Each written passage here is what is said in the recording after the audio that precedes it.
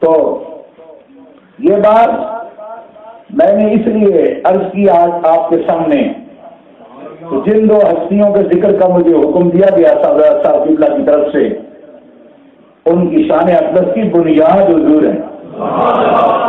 جب تک یہ بات واضح نہ ہو میں اگلی بات کس طرح بیان کروں؟ اب آپ کو سمجھ آئے گی آسانی سے، پہلے بھی آ جانی تھی، لیکن اس بنیاد پر اور زیادہ اجلی ہو کر خاص ہو کر بات ہم میں آئے گی۔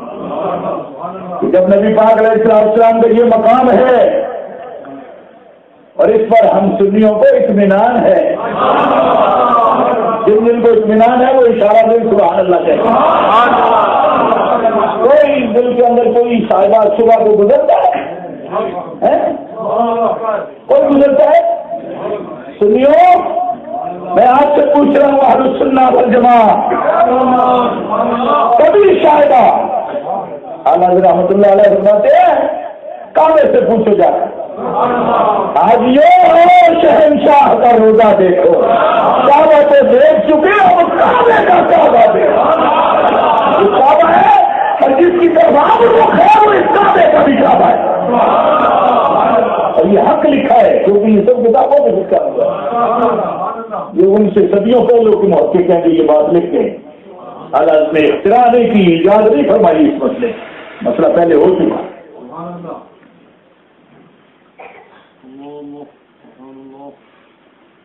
اور ایک بات بڑے لطف کی آپ نے، آپ غور سے سن تو رضا، غور سے سن تو رضا کعبے سے آتی ہے صدا، میری آنکھوں سے میرے پیارے کا روزہ دیکھا۔ کعبہ کہتا ہے کہ کسی نے مصطفیٰ کریم میں روزہ ہے اور نور کو دیکھ رہا تو اپنی آنکھوں سے نہیں، کعبہ جس نظر سے حضور کو دیکھتا ہے کوئی اس نظر سے دیکھے گا، میری آنکھوں سے میرے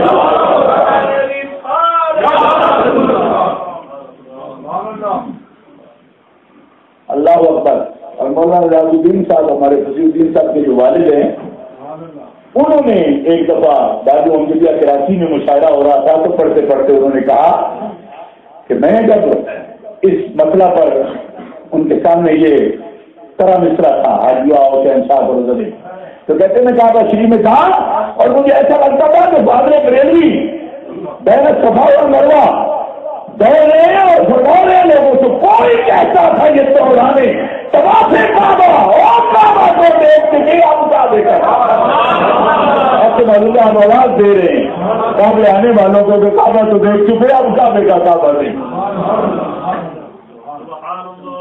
اور یہ حقیقت ثابتہ ہے، اس کا کوئی انکار نہیں، یہی دین ہے اور یہی دین کا کی اصل ہے اور مغز ہے، یہ بات ہے معرفت ذات محمدی میں، یہ بڑی اعلیٰ درجے کی بات ہے جو ہمارے اکابر نے فرمائی، اور مجھ جیسے ہزاروں لاکھوں گداؤں کے کروڑوں سلام اور سلوک ہو حضرت قاضی ایاز رحمۃ اللہ علیہ کی ذات اقدس کو، کیونکہ میرا تو ابھی ویزے کا مسئلہ ہی نہیں حل ہوتا، جتنے بھی لوگ مراکش جاتے ہیں تو میں ان کو یہی کہا کرتا ہوں کہ قاضی ایاز کی قبر پر اس مسئلے کی وجہ سے ضرور جانا اور کلام پیش کرنا۔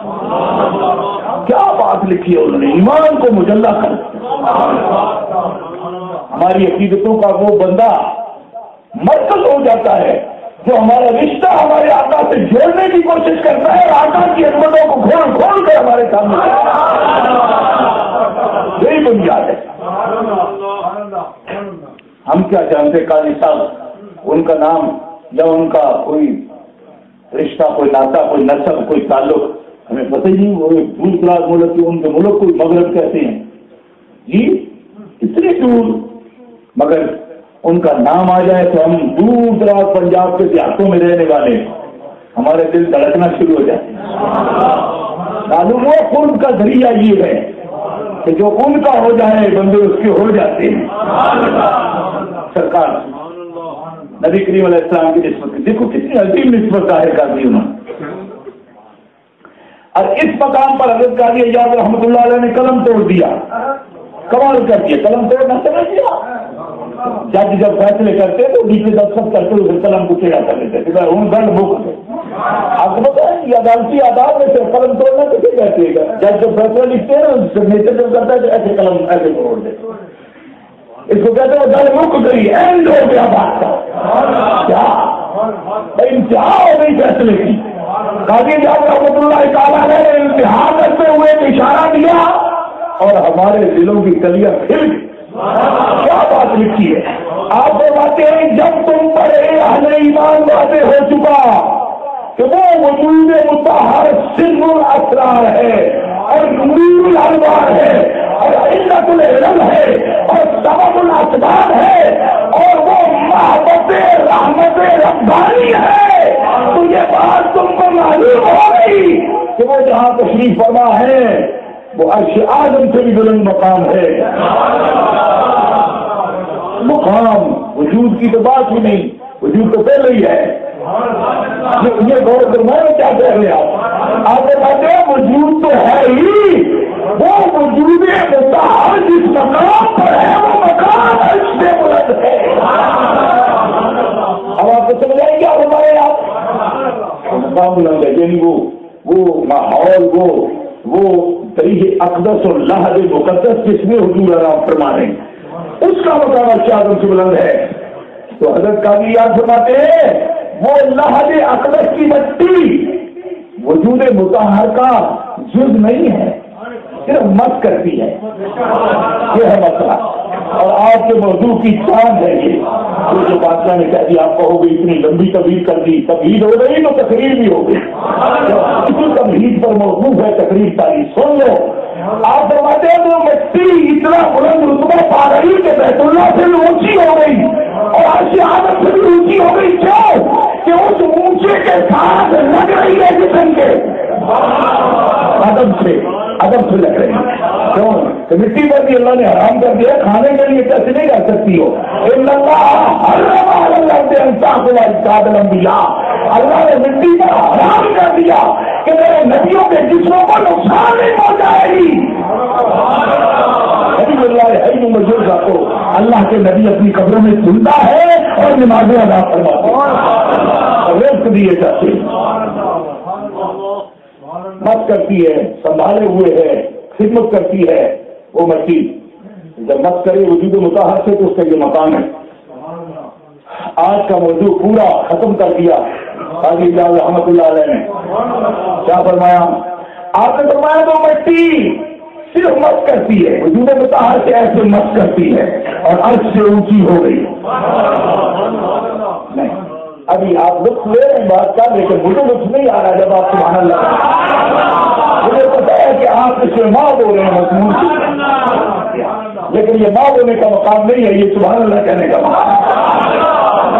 صرف ماں نہیں ہو جانا اس طرح کے کھو دیں آپ سے کیا بات ہو رہی, کھونا نہیں بالکل. ہاں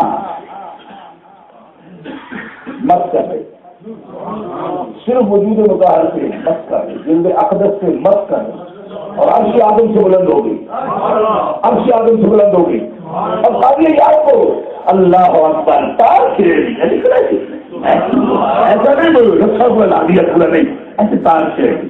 اب یہ تار جس کے دل کے اندر ہے بجے گی,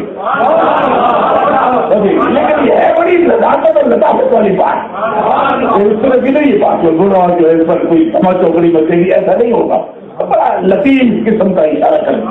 کیا مٹی جو مت کرتی ہے وہ جز نہیں ہے وجود محمدی کا, وہ جز نہیں ہے. جو مت کرے تو اسے یہ فضل مل جائے کہ وہ عرش سے بلند ہے. اور جس سے حضور یہ فرمائے فاطمہ تو بدعۃ منی, فاطمہ میرا مت تو نہیں کرتی وجود مطہر کو, محمد رسول اللہ کے جگر کا ٹکڑا ہے.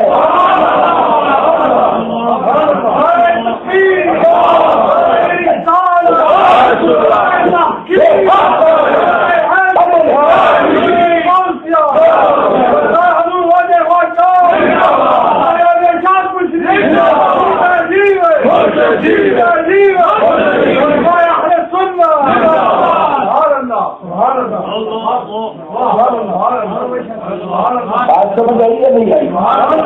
ابھی نہیں آئی.